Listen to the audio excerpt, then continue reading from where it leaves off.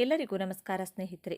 ಈ ಸಿಂಹ ರಾಶಿಯವರ ಜೀವನ ಹೇಗಿರುತ್ತದೆ, ಈ ರಾಶಿಯವರಿಗೆ ಎಷ್ಟೆಲ್ಲ ಲಾಭ ಇರುತ್ತದೆ, ಇವರ ಜೀವನದಲ್ಲಿ ಯಾವೆಲ್ಲ ಘಟನೆಗಳು ಆವರಿಸಿರುತ್ತದೆ, ಸಿಂಹ ರಾಶಿಯವರ ಮುಂದಿನ ಜೀವನ ಹೇಗೆಲ್ಲ ನಡೆಸುತ್ತಾರೆ, ಈ ರಾಶಿಯವರ ಹಣಕಾಸಿನ ವಿಚಾರದಲ್ಲಿ ಅನುಕೂಲತೆಯನ್ನು ಹೇಗೆಲ್ಲ ನಿಭಾಯಿಸುತ್ತಾರೆ, ಅಧಿಕಾರ ಗೌರವ ಕೀರ್ತಿ ನಿಮ್ಮ ಕಾಲ ಕೆಳಗಿದೆ. ಇದು ಕೇವಲ ಕಲ್ಪನೆಯಲ್ಲ, ಇದು ಸಿಂಹ ರಾಶಿಯಲ್ಲಿ ಜನಿಸಿದವರ ಹುಟ್ಟುಗುಣ. ಆದರೆ ಜಗತ್ತನ್ನೇ ಆಳುವ ಈ ರಾಜನ ಹೃದಯದೊಳಗೆ ಅಡಗಿರುವ ಭಾವನೆಗಳೇನು? ಸೂರ್ಯನಂತೆ ಪ್ರಜ್ವಲಿಸುವ ಇವರ ವ್ಯಕ್ತಿತ್ವದ ಹಿಂದೆ ಇನ್ಯಾರಿಗೂ ಕಾಣದ ಕರಾಳ ಸತ್ಯ ಇದೆಯೇ?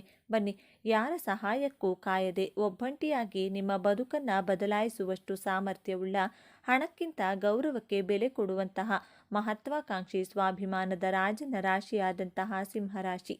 ಸ್ನೇಹಿತರೆ, ನಿಮ್ಮ ಜೀವನದಲ್ಲಿ ಬರುವಂತಹ ಧರ್ಮ ಸಂಕಟಗಳನ್ನು ಹೇಗೆ ಕಡಿಮೆ ಮಾಡಿಕೊಳ್ಳಬೇಕು, ನಿಮ್ಮ ಜೀವನದಲ್ಲಿ ಯಶಸ್ಸಿನ ಪತಾಕೆಯನ್ನು ಹಾರಿಸಲು, ನೆಮ್ಮದಿಯಾಗಿರಲು ಯಾವ 5 ಪ್ರತಿಜ್ಞೆಗಳನ್ನು ಕೈಗೊಳ್ಳಬೇಕು ಎಂಬಂಥ ಸೂಪರ್ ಇಂಟ್ರೆಸ್ಟಿಂಗ್ ವಿಚಾರಗಳನ್ನು ಈ ವಿಡಿಯೋದಲ್ಲಿ ತಿಳಿಸಿಕೊಡಲಿದ್ದೇನೆ. ಅದಕ್ಕೂ ಮುನ್ನ ನೀವಿನ್ನು ಚಾನಲ್ಗೆ ಸಬ್ಸ್ಕ್ರೈಬ್ ಆಗಿಲ್ಲ ಅಂದರೆ ಈಗಲೇ ಸಬ್ಸ್ಕ್ರೈಬ್ ಆಗಿ, ಹಾಗೆ ವಿಡಿಯೋಗೆ ಲೈಕ್ ಮಾಡಿ, ವಿಡಿಯೋ ಸ್ಕಿಪ್ ಮಾಡದೆ ಕೊನೆ ತನಕ ನೋಡಿ.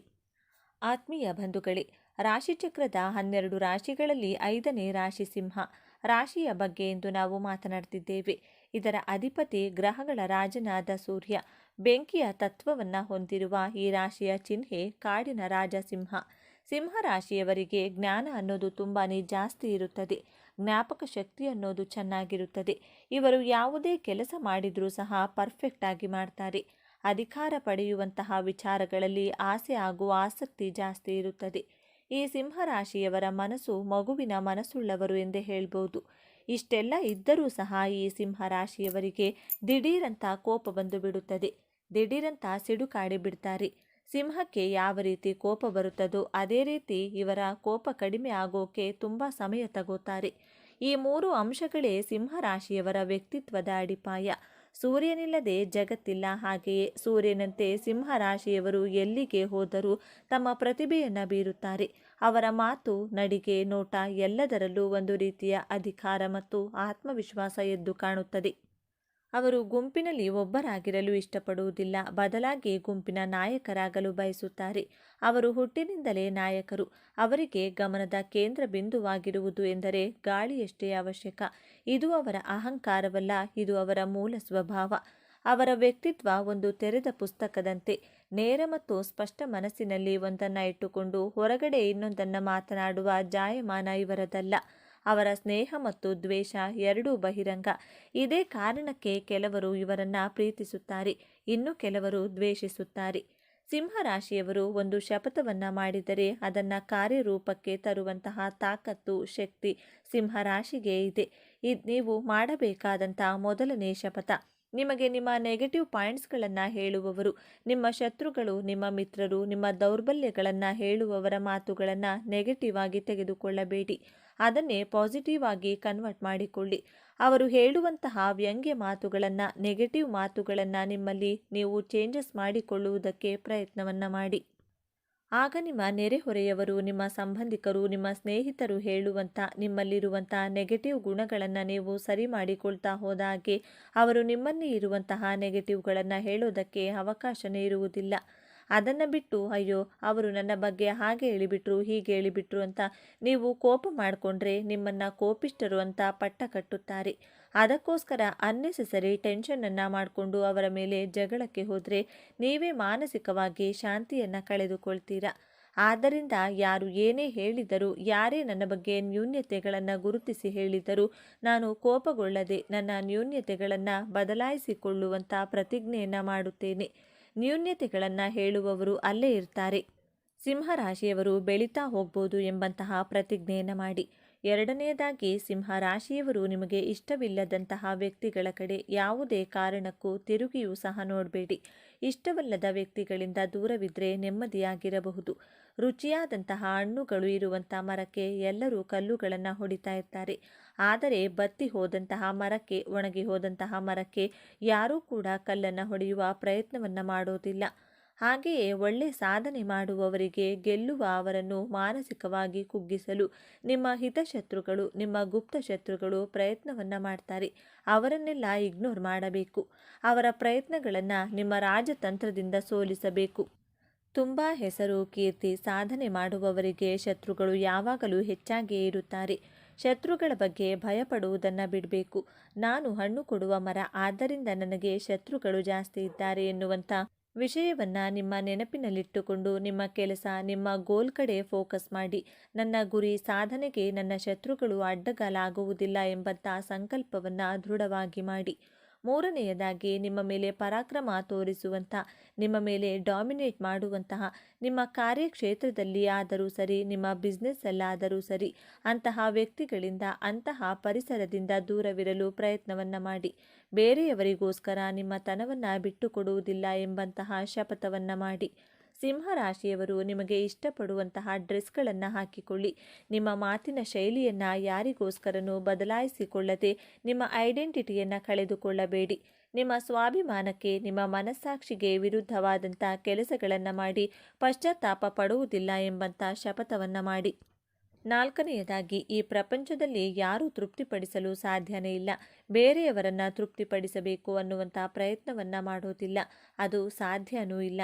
ನೀವು ಯಾರಿಗೆ ಎಷ್ಟೇ ಸಹಾಯ ಮಾಡಿದರೂ ಸಿಂಹರಾಶಿಯವರು ಅರ್ಧರಾತ್ರಿಯಲ್ಲಿ ಕಷ್ಟ ಅಂದರೂ ನಿಜವಾದಂತಹ ಸ್ನೇಹಕ್ಕೆ, ಪ್ರೀತಿಗೆ, ಸಂಬಂಧಕ್ಕೆ ಬೆಲೆ ಕೊಟ್ಟು ಮಾನಸಿಕವಾಗಿಯೇ ಆಗಲಿ ಧೈರ್ಯವನ್ನು ತುಂಬುತ್ತೀರಾ. ಹೆಗಲಿಗೆ ಹೆಗಲು ಕೊಡುವಂತಹ ರಾಶಿಯವರು. ಹಣದ ವಿಚಾರವೇ ಆದರೂ ಸರಿ, ಮಾನಸಿಕವಾಗಿಯೇ ಆದರೂ ಸರಿ, ಅವರಿಗೆ ಧೈರ್ಯವನ್ನು ತುಂಬಿದರೂ ನಿಮ್ಮನ್ನು ಕೆಟ್ಟವರು ಅನ್ನುವಂತಹ ಭಾವನೆಯಲ್ಲಿಯೇ ಗುರುತಿಸುವುದು. ನೀವು ಎಷ್ಟೇ ಸಹಾಯ ಮಾಡಿದರೂ ಈ ಪ್ರಪಂಚದಲ್ಲಿ ಯಾರನ್ನೂ ತೃಪ್ತಿಪಡಿಸಲು ಸಾಧ್ಯವಿಲ್ಲ. ಆದ್ದರಿಂದ ಅವಶ್ಯಕತೆ ಇರುವವರಿಗೆ, ಬಡವರಿಗೆ, ನಿಜವಾದ ಸ್ನೇಹಿತರಿಗೆ ಮಾತ್ರ ನಿಮ್ಮ ಸಹಾಯ ಸಿಗಲಿ ಎನ್ನುವಂಥ ಸಂಕಲ್ಪವನ್ನು ಮಾಡಿ. ಆದರೆ ನಿಮ್ಮ ಒಳ್ಳೆಯತನಕ್ಕೆ ಗ್ರಹಗಳು, ದೇವರು ಖಂಡಿತವಾಗಿಯೂ ಪ್ರತಿಫಲವನ್ನು, ಪುಣ್ಯವನ್ನು ಕೊಟ್ಟೇ ಕೊಡುತ್ತಾರೆ. ಐದನೆಯದಾಗಿ, ಜೀವನಕ್ಕಿಂತ ದೊಡ್ಡ ಶಾಲೆ ಇಲ್ಲ. ಸಮಸ್ಯೆಗಳಿಗಿಂತ ದೊಡ್ಡ ಪರೀಕ್ಷೆ ಯಾವುದೂ ಇಲ್ಲ. ಸಮಯಕ್ಕಿಂತ ದೊಡ್ಡ ಶಿಕ್ಷಕ ಯಾರೂ ಇಲ್ಲ. ಈ ಪ್ರಪಂಚದಲ್ಲಿ ನಿಮ್ಮ ಜೀವನದಲ್ಲಿ ಅದೆಂತಹ ಕಷ್ಟಗಳು, ಸಮಸ್ಯೆಗಳು ಬಂದರೂ ಅದನ್ನು ಮೆಟ್ಟಿ ನಿಲ್ಲುವಂತಹ ತಾಕತ್ತು, ಶಕ್ತಿ, ಸಾಮರ್ಥ್ಯ, ಧೈರ್ಯ ದೇವರು ನಿಮಗೆ ಹುಟ್ಟಿನಿಂದಲೇ ನಿಮಗೆ ಕೊಟ್ಟಿರುತ್ತಾರೆ. ನಿಮ್ಮ ರಕ್ತದ ಕಣಕಣದಲ್ಲಿಯೂ ಹೋರಾಟ ಮಾಡುವಂತಹ ಶಕ್ತಿ ಇದೆ. ಸಮಸ್ಯೆಗಳನ್ನು ಮೆಟ್ಟಿ ನಿಲ್ಲುವಂತಹ ಶಕ್ತಿ ಇದೆ. ಆದರೆ ನಮ್ಮ ಸಮಯ ಬರುವವರೆಗೂ ನಾವು ಸತತ ಪ್ರಯತ್ನವನ್ನು ಪಟ್ಟು ಕಾಯಲೇಬೇಕು. ಸಮಯಕ್ಕಿಂತ ದೊಡ್ಡ ಶಿಕ್ಷಕ ಈ ಪ್ರಪಂಚದಲ್ಲಿ ಯಾರೂ ಇಲ್ಲ. ಆದ್ದರಿಂದ ನಾನು ಧೈರ್ಯಗೆಡುವುದಿಲ್ಲ ಎಂಬಂತಹ ದೃಢವಾದ ಪ್ರತಿಜ್ಞೆಯನ್ನು ಮಾಡಿ ನೋಡಿ. ನಿಮ್ಮ ಜೀವನದಲ್ಲಿ ನೀವು ನಂಬರ್ 1 ಆಗುವುದನ್ನು ಯಾರಿಂದಲೂ ತಡೆಯಲು ಸಾಧ್ಯವೇ ಇಲ್ಲ. ನಿಮ್ಮ ಜೀವನಕ್ಕೆ ನೀವೇ ರಾಜರಾಗಿರುತ್ತೀರಾ. ಇದೇ ನಿಮ್ಮ ಗೆಲುವಿನ 5 ಸೂತ್ರಗಳು. ಜೊತೆಗೆ ನಿಮಗೆ ಯಾವುದಾದರೂ ಒಂದು ವಿಚಾರದ ಬಗ್ಗೆ ಗೊತ್ತಿಲ್ಲ ಅಂದರೆ ಅದನ್ನು ಗೊತ್ತಿಲ್ಲ ಎಂದು ನಿಮ್ಮ ಶತ್ರುಗಳ ಬಳಿ ತೋರಿಸುವುದಕ್ಕೆ ಹೋಗಬೇಡಿ. ತೋರಿಸಿಕೊಂಡರೆ ಅವರು ಅದನ್ನೇ ಅಡ್ವಾಂಟೇಜ್ ಆಗಿ ತೆಗೆದುಕೊಳ್ತಾರೆ. ಈ ವಿಚಾರದಲ್ಲಿ ಬಹಳ ಎಚ್ಚರಿಕೆಯಿಂದ ಇರಿ. ನಿಮಗೆ ಯಶಸ್ಸು ಸಿಕ್ಕಾಗ, ಹಣ ಬಂದಾಗ ಅದನ್ನು ತಲೆಗೆ ಏರಿಸಿಕೊಳ್ಳಬೇಡಿ. ತಕ್ಷಣ ನಿಮ್ಮ ಇಷ್ಟ ದೇವರನ್ನು ಅಥವಾ ಕುಲದೇವರನ್ನು ಮನಸ್ಸಿನಲ್ಲಿ ಸ್ಮರಿಸಿ, ಇದೆಲ್ಲ ನಿನ್ನ ಕೃಪೆ ಎಂದು ಕೃತಜ್ಞತೆ ಸಲ್ಲಿಸಿ. ಯಶಸ್ಸು ಬಂದಾಗ ತಲೆಬಾಗಿರಿ. ಈ ಒಂದು ವಿನಯವಂತಿಕೆ ನಿಮ್ಮ ಎಲ್ಲ ಭಾಗ್ಯವನ್ನು ನಿಮ್ಮ ಬಳಿಯೇ ಉಳಿಸುತ್ತದೆ. ಸಿಂಹರಾಶಿಯವರೇ, ನಿಮ್ಮ ಜೀವನವನ್ನು ಸಂಪೂರ್ಣವಾಗಿ ಬದಲಾಯಿಸುವ ಶಕ್ತಿ ಹೊಂದಿದೆ. ನಿಮ್ಮ ವಿಜಯದ ಆರಂಭವಾಗಲಿದೆ. ನೀವು ಅನುಭವಿಸಿದ ಪ್ರತಿಯೊಂದು ನೋವಿಗೂ ಈಗ ಪ್ರತಿಫಲ ಸಿಗಲಿದೆ. ನಿಮ್ಮ ಕಣ್ಣೀರು ಈಗ ಆನಂದ ಬಾಷ್ಪವಾಗಿ ಬದಲಾಗುವ ಸಮಯ ಬಂದಿದೆ. ನೆನಪಿಡಿ, ಈ ವಿಡಿಯೋ ನಿಮಗೆ ತಲುಪಿದ್ದು ಆಕಸ್ಮಿಕವಲ್ಲ. ಇದು ನಿಮ್ಮ ಇಷ್ಟ ದೇವರು ನಿಮಗೆ ನೀಡುತ್ತಿರುವ ಸ್ಪಷ್ಟ ಸಂದೇಶ. ಈ ಅದ್ಭುತ ಸಮಯವನ್ನು ಸದುಪಯೋಗಪಡಿಸಿಕೊಳ್ಳಿ. ನಿಮ್ಮ ಜೀವನದ ಹೊಸ ಅಧ್ಯಾಯಕ್ಕೆ ತಯಾರಾಗಿ, ನಿಮ್ಮ ನಂಬಿಕೆಯ ಸಂಕೇತವಾಗಿ ನಿಮ್ಮ ಜೀವನ ಬದಲಾಗಬೇಕು ಎನ್ನುವ ಸಂಕಲ್ಪದೊಂದಿಗೆ ಸಿಂಹರಾಶಿಯವರಿಗೆ 2026ರಲ್ಲಿ ನಿಮ್ಮ ಜೀವನದ 6 ಚಮತ್ಕಾರಗಳು ನಡೆಯಲಿದೆ. ಜೊತೆಗೆ ಯಾವ ಯಾವ ವಿಚಾರಗಳಲ್ಲಿ ನೀವು ಬಹಳ ಎಚ್ಚರಿಕೆಯಿಂದ ಇರಬೇಕು ಅನ್ನುವಂಥ ವಿಚಾರಗಳನ್ನು ಈ ವಿಡಿಯೋದಲ್ಲಿ ತಿಳಿಸಿಕೊಡ್ತಿದ್ದೇನೆ. ಅದಕ್ಕೂ ಮುಂಚೆ ನೀವಿನ್ನೂ ಚಾನಲ್ಗೆ ಸಬ್ಸ್ಕ್ರೈಬ್ ಆಗಿಲ್ಲ ಅಂದರೆ ಈಗಲೇ ಸಬ್ಸ್ಕ್ರೈಬ್ ಆಗಿ, ಹಾಗೆ ವಿಡಿಯೋಗೆ ಲೈಕ್ ಮಾಡಿ, ವಿಡಿಯೋ ಸಬ್ಸ್ಕ್ರೈಬ್ ಮಾಡಿ ಮತ್ತು ಕೊನೆ ತನಕ ನೋಡಿ. ಸಿಂಹ ರಾಶಿಯವರಿಗೆ 2026ರಲ್ಲಿ ಗೋಚಾರದಲ್ಲಿ ಗ್ರಹಗಳ ಸ್ಥಿತಿಗತಿಗಳ ಬಗ್ಗೆ ನೋಡೋದಾದರೆ, ನಿಮ್ಮ ರಾಶ್ಯಾಧಿಪತಿ ಸೂರ್ಯಗ್ರಹ, ಪಂಚಮ ಭಾವದಲ್ಲಿ ದ್ವಿತೀಯ ಭಾವದಲ್ಲಿ ಕೇತು ಗ್ರಹ, ಸಪ್ತಮ ಭಾವದಲ್ಲಿ ಶನಿ ಗ್ರಹದ ಜೊತೆಗೆ ಶುಕ್ರ ಗ್ರಹ, ಅಷ್ಟಮದಲ್ಲಿ ರಾಹು ಗ್ರಹ, ದಶಮ ಭಾವದಲ್ಲಿ ಗುರುಗ್ರಹ, ವ್ಯಯ ಭಾವದಲ್ಲಿ ಮಂಗಳ ಗ್ರಹವಾಗಿದೆ. ಸಿಂಹ ರಾಶಿಯವರಿಗೆ 2026ರಲ್ಲಿ ನಡೆಯುವ ಮೊದಲನೆಯ ಚಮತ್ಕಾರ, ನಿಮ್ಮ ರಾಶಿಯ ಅಧಿಪತಿ ಗ್ರಹಗಳ ರಾಜನಾದಂತಹ ಸೂರ್ಯಗ್ರಹ ಮಧ್ಯ ವರ್ಷದವರೆಗೂ 6ನೇ ಭಾವದಲ್ಲಿ ಸಂಚಾರ ಮಾಡುತ್ತದೆ. ಈ ಸಮಯದಲ್ಲಿ ಸಿಂಹ ರಾಶಿಯವರಿಗೆ ಇರುವಂತಹ ಹಳೆಯ ಸಾಲಗಳಿಂದ ಮುಕ್ತಿ ಪಡೆಯಲಿದ್ದೀರಿ. ನಿಮ್ಮ ಆರೋಗ್ಯದಲ್ಲಿ ಚೇತರಿಕೆ ಕಂಡುಬರುತ್ತದೆ. ನಿಮಗೆ ಯಾವುದಾದರೂ ಅನಾರೋಗ್ಯ ಸಮಸ್ಯೆಗಳಿದ್ರೆ ಉತ್ತಮವಾದಂತಹ ಸಲಹೆಗಳು ಸಿಗುತ್ತವೆ. ಈ ಮೂಲಕ ನಿಮ್ಮ ಆರೋಗ್ಯದಲ್ಲಿ ವೃದ್ಧಿಯನ್ನ ಕಾಣುತ್ತೀರಾ. ಶತ್ರುಗಳು ಕಡಿಮೆಯಾಗ್ತಾರೆ. ಸಿಂಹ ರಾಶಿಯವರಿಗೆ ಹಿತಶತ್ರುಗಳಾಗಲಿ ಗುಪ್ತ ಶತ್ರುಗಳಾಗಲಿ, ನೀವು ಕೆಲಸ ಮಾಡುವ ಜಾಗದಲ್ಲಿ ಹಾಗೂ ನಿಮ್ಮ ಮನೆಯ ಸುತ್ತಮುತ್ತ ಇರುವಂತಹ ಶತ್ರುಗಳು ಕಡಿಮೆಯಾಗಲಿದ್ದಾರೆ. ಮಧ್ಯ ವರ್ಷದ ಒಳಗೆ ನಿಮ್ಮ ಬ್ಯಾಂಕ್ ಲೋನ್ಗಳನ್ನು ಹಾಗೂ ಯಾರಿಂದಲಾದರೂ ತೆಗೆದುಕೊಂಡಂತಹ ಸಾಲಗಳನ್ನು ತೀರಿಸುತ್ತೀರಾ. ನಂತರ ಸೂರ್ಯಗ್ರಹ 7ನೇ ಸ್ಥಾನಕ್ಕೆ ಸಂಚಾರ ಮಾಡಿದಾಗ ನಿಮ್ಮ ಲೈಫ್ ಪಾರ್ಟ್ನರ್ ಜೊತೆ ಸಮಯ ಕಳೆಯಲು ಇಷ್ಟಪಡುತ್ತೀರಾ. ಅಕ್ಕಪಕ್ಕದವರ ಜೊತೆ ಒಳ್ಳೆಯ ಬಾಂಧವ್ಯವನ್ನು ಇಟ್ಟುಕೊಳ್ತೀರಾ. ಬಿಸ್ನೆಸ್ ಮಾಡುವವರ ಜೊತೆ ಒಳ್ಳೆಯ ರೀತಿಯಲ್ಲಿ ಬಹಳ ಒಂದು ಬಾಂಧವ್ಯದಿಂದ ಮಾತನಾಡ್ತೀರಾ. ಗ್ರಾಹಕರನ್ನು ತುಂಬ ಚೆನ್ನಾಗಿ ಕನ್ವಿನ್ಸ್ ಮಾಡುವಂತಹ ಕಲೆಯನ್ನು ಹೆಚ್ಚಾಗಿಸಿಕೊಳ್ತೀರಾ. ಸೂರ್ಯಗ್ರಹ ಅಷ್ಟಮ ಭಾವದಲ್ಲಿ ಸಂಚಾರ ಮಾಡ್ತಾನೆ. ಈ ಅವಧಿಯಲ್ಲಿ ನಿಮಗೆ ಹೊಟ್ಟೆಗೆ ಸಂಬಂಧಿಸಿದಂಥ ತೊಂದರೆಗಳಾಗ್ಬೋದು. ಪದೇ ಪದೇ ಜ್ವರ ಬರುವಂತಹ ಸಾಧ್ಯತೆಗಳು ಇರಲಿದೆ. ಈ ರೀತಿಯ ಆರೋಗ್ಯ ಸಮಸ್ಯೆಗಳನ್ನು ಎದುರಿಸಬೇಕಾಗುತ್ತದೆ. ನಿಮ್ಮ ಆರೋಗ್ಯದ ಬಗ್ಗೆ ಎಚ್ಚರಿಕೆಯನ್ನು ವಹಿಸಿ. ಎರಡನೆಯದಾಗಿ, ಸೂರ್ಯಗ್ರಹ ನಿಮ್ಮ ನವಮ ಭಾವವಾದಂತಹ ಮೇಷರಾಶಿಗೆ ಪ್ರವೇಶಿಸುತ್ತದೆ. ಸೂರ್ಯನಿಗೆ ಮೇಷರಾಶಿ ಉಚ್ಚ ಕ್ಷೇತ್ರವಾಗಿರುವುದರಿಂದ ಮಧ್ಯ ವರ್ಷದ ನಂತರ ಸರ್ಕಾರಿ ಕೆಲಸಕ್ಕಾಗಿ ಯಾರೆಲ್ಲ ಪ್ರಯತ್ನ ಮಾಡುತ್ತಿರುವಿರೋ ಅವರಿಗೆಲ್ಲ ಅನುಕೂಲಕರವಾಗುತ್ತದೆ. ಗವರ್ನಮೆಂಟ್ ಎಂಟ್ರೆನ್ಸ್ ಎಕ್ಸಾಮಲ್ಲಿ ಸೆಲೆಕ್ಟ್ ಆಗುವಂತಹ ಯೋಗ ಸಹ ತೋರಿಸ್ತಾ ಇದೆ. ಯಾರೆಲ್ಲ ಉನ್ನತ ಶಿಕ್ಷಣ ಮಾಡಬೇಕು ಅಂದುಕೊಂಡಿರೋರಿಗೆ ಇದು ಬಹಳ ಒಳ್ಳೆಯ ಸಮಯ ಆಗಿರುತ್ತದೆ. ಮೇ ತಿಂಗಳಲ್ಲಿ ಸಿಂಹ ರಾಶಿಯವರಿಗೆ ನೀವು ಕೆಲಸ ಮಾಡುವಂಥ ಜಾಗದಲ್ಲಿ ಒಳ್ಳೆಯ ಹೆಸರು ಮಾಡುವಂತಹ ಯೋಗ ನಿಮ್ಮದಾಗಿರುತ್ತದೆ. ನಿಮ್ಮ ಪ್ರಯತ್ನಕ್ಕೆ ಮನ್ನಣೆ, ಗೌರವ, ಪ್ರೀತಿ, ವಿಶ್ವಾಸ ಸಿಗುವಂಥ ವರ್ಷವಾಗಿರುತ್ತದೆ. ಹೊಸ ಹೊಸ ಉದ್ಯೋಗವನ್ನು ಹುಡುಕುತ್ತಿರುವವರಿಗೆ ಹಾಗೂ ಈಗಾಗಲೇ ಕೆಲಸ ಮಾಡುತ್ತಿರುವವರಿಗೆ ಹೊಸ ಉದ್ಯೋಗಗಳು ಸಿಗುವಂಥ ಅವಕಾಶಗಳು ನಿಮ್ಮದಾಗಲಿದೆ. ಮೂರನೆಯದಾಗಿ, ಸಿಂಹರಾಶಿಯವರಿಗೆ ರಾಹುಗ್ರಹ ನಿಮ್ಮ ಅಷ್ಟಮ ಸ್ಥಾನದಿಂದ ಇಂದಿನ ಭಾವವಾದಂಥ ಸಪ್ತಮ ಸ್ಥಾನಕ್ಕೆ ಸಂಚಾರ ಮಾಡಲಿದ್ದಾನೆ.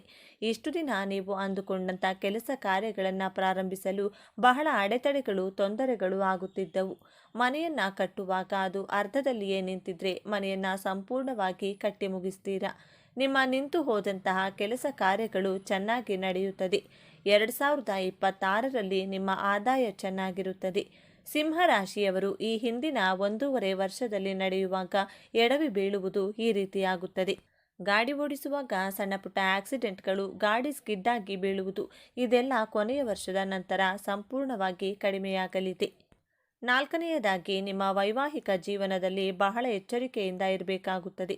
ಯಾಕೆಂದರೆ ರಾಹುಗ್ರಹ ನಿಮ್ಮ ಸಪ್ತಮ ಸ್ಥಾನಕ್ಕೆ ಸಂಚಾರ ಮಾಡುತ್ತಾರೆ. ಸಪ್ತಮ ಭಾವದಿಂದ ನಾವು ವೈವಾಹಿಕ ಜೀವನವನ್ನು ನೋಡಬಹುದು. ನಿಮ್ಮ ವೈವಾಹಿಕ ಜೀವನದಲ್ಲಿ ಪರಸ್ಪರ ಅನುಮಾನಗಳು ಹೆಚ್ಚಾಗಬಹುದು. ಚಿಕ್ಕ ಚಿಕ್ಕ ಕಾರಣಗಳಿಗೆ ಜಗಳಗಳಾಗುವುದು ನಡೆಯುತ್ತಿರುತ್ತದೆ. ಆದ್ದರಿಂದ ಸ್ವಲ್ಪ ಸಮಾಧಾನವಾಗಿ ಇರಬೇಕಾಗುತ್ತದೆ. ನಿಮ್ಮ ಜೀವನ ಸಂಗಾತಿಯ ಆರೋಗ್ಯದ ಕಡೆ ಎಚ್ಚರಿಕೆಯನ್ನು ವಹಿಸಬೇಕಾಗುತ್ತದೆ. ಮೇ ತಿಂಗಳ ನಂತರ. ಐದನೆಯದಾಗಿ, ಸಿಂಹ ರಾಶಿಯವರಿಗೆ ಶನಿಗ್ರಹ ನಿಮ್ಮ ಸಪ್ತಮ ಭಾವದಿಂದ ಅಷ್ಟಮ ಭಾವಕ್ಕೆ ಪ್ರವೇಶಿಸಲಿದೆ. ಮಧ್ಯ ವರ್ಷದಿಂದ ಸಿಂಹ ರಾಶಿಯವರಿಗೆ ಅಷ್ಟಮ ಶನಿ ಪ್ರಾರಂಭವಾಗಲಿದೆ.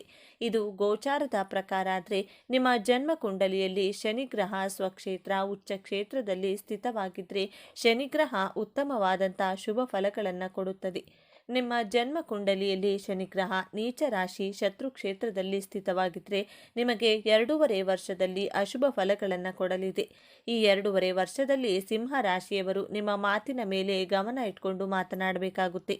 ಯಾರ ಹತ್ತಿರ ಯಾವ ಸಮಯಕ್ಕೆ ಎಷ್ಟು, ಹೇಗೆ, ಎಲ್ಲಿ ಮಾತನಾಡಬೇಕು ಎಂದು ಯೋಚನೆಯನ್ನು ಮಾಡಿ ಮಾತನಾಡಿ.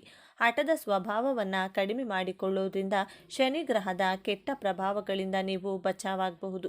ಅಷ್ಟಮ ಶನಿ ಪ್ರಾರಂಭವಾದಾಗ ಕೆಟ್ಟ ಆಲೋಚನೆಗಳು ತಲೆಯಲ್ಲಿ ತುಂಬಾ ಕಾಡ್ತಾ ಇರುತ್ತೆ. ಆದ್ದರಿಂದ ನೀವು ನೆಗೆಟಿವ್ ಆಲೋಚನೆಗಳಿಂದ ಹೊರಗಡೆ ಬರಬೇಕಾಗುತ್ತೆ. ಪಾಸಿಟಿವ್ ಆಗಿ ಯೋಚನೆಯನ್ನು ಮಾಡಿ. ನೀವು ನೆಗೆಟಿವ್ ಆಗಿ ಯೋಚಿಸಿದರೆ ನಿಮ್ಮ ಜೀವನದಲ್ಲಿ ಎಲ್ಲವೂ ನೆಗೆಟಿವ್ ಇನ್ಸಿಡೆಂಟ್ಗಳೇ ಆಗುತ್ತದೆ. ಅದರ ಬದಲು ಪಾಸಿಟಿವ್ ಆಗಿ ಯೋಚಿಸೋದ್ರಿಂದ ಸಕಾರಾತ್ಮಕವಾಗಿ ಕೆಲಸಗಳು ನಡೆಯುತ್ತದೆ. ನಿಮ್ಮ ಮನಸ್ಸನ್ನು ಯಾವಾಗಲೂ ಪಾಸಿಟಿವ್ ಆಗಿ ಇರಲು ಪ್ರಯತ್ನ ಮಾಡಿ. ಧೈರ್ಯವಾಗಿರಿ. 6ನೇಯದಾಗಿ, ನಿಮ್ಮ ಜೀವನದಲ್ಲಿ ಹೊಸ ಹೊಸ ಅವಕಾಶಗಳು ಸಿಗಲಿದೆ. ನಿಮ್ಮ ಆಲಸ್ಯವನ್ನು ದೂರಗೊಳಿಸಿಕೊಳ್ಳಬೇಕಾಗುತ್ತದೆ. ಹೊಸ ಕೌಶಲ್ಯಗಳನ್ನು ನಿಮ್ಮ ಬುದ್ಧಿಶಕ್ತಿಯಿಂದ ಕಲಿಯುತ್ತೀರಿ. ನೀವು 2026ರಲ್ಲಿ ನಿಮ್ಮ ಜೀವನದಲ್ಲಿ ಹೊಸ ವ್ಯಕ್ತಿಯ ಆಗಮನ, ಹೊಸ ಪ್ರೀತಿ ಚಿಗುರಲಿದೆ. ಸಿಂಹರಾಶಿಯವರಿಗೆ ಕೆಟ್ಟ ಮಾರ್ಗದಲ್ಲಿ ಹಣ ಮಾಡುವ ಹಾಗಿಲ್ಲ. ನಿಧಾನವಾದರೂ ಪರವಾಗಿಲ್ಲ. ಪ್ರಧಾನವಾಗಿ ನಿಮ್ಮ ಕೆಲಸ ಕಾರ್ಯಗಳು ಯಶಸ್ವಿಯಾಗುತ್ತದೆ. ನಿಮ್ಮ ಕೆಲಸ ಹಾಗೂ ಬಿಸ್ನೆಸ್ಸಲ್ಲಿ ಹೆಚ್ಚು ಧನಲಾಭವನ್ನು ಪಡೆಯಲು ಪ್ರತಿನಿತ್ಯ ಹನುಮಾನ್ ಚಾಲಿಸಾವನ್ನು ಪಠಿಸಿ. ಪ್ರತಿ ಶನಿವಾರ ಕೋತಿಗಳಿಗೆ ಆಹಾರ ಅಥವಾ ಹಣ್ಣುಗಳನ್ನು ಕೊಡಿ. ಸಾಧ್ಯವಾದರೆ ಪ್ರತಿ ಶನಿವಾರ ಅರ್ಧ ಕೆಜಿ ಮೂಲಂಗಿಯನ್ನು ಬಡವರಿಗೆ ಅಥವಾ ದೇವಸ್ಥಾನಕ್ಕೆ ದಾನವಾಗಿ ಕೊಡೋದ್ರಿಂದ ನಿಮ್ಮ ವೈವಾಹಿಕ ಜೀವನದ ಬರುವಂತಹ ಸಮಸ್ಯೆಗಳು ಕಡಿಮೆಯಾಗುತ್ತದೆ. ಸಿಂಹರಾಶಿಯವರು ಯಾವ ವಿಚಾರಗಳಲ್ಲಿ ಎಚ್ಚರಿಕೆಯಿಂದ ಇರಬೇಕು ಎಂದು ನೋಡೋಣ. ಶನಿ ಹಾಗೂ ರಾಹುಗ್ರಹದ ಸಂಯೋಗದಿಂದ ನಿಮ್ಮ ಅಣ್ಣ ತಮ್ಮಂದಿರ ಜೊತೆ ಜಗಳವಾಗಬಹುದು. ಸ್ವಲ್ಪ ಸಮಾಧಾನವಾಗಿರಿ. ಶನಿ ಹಾಗೂ ರಾಹುಗ್ರಹ 2 ತಿಂಗಳು ಮೀನರಾಶಿಯಲ್ಲಿದ್ದಾಗ ನೀವು ಬಹಳ ಕೇರ್ಫುಲ್ ಆಗಿರಬೇಕಾಗುತ್ತದೆ. ನಂತರ ಎಲ್ಲವೂ ಸರಿ ಹೋಗುತ್ತದೆ.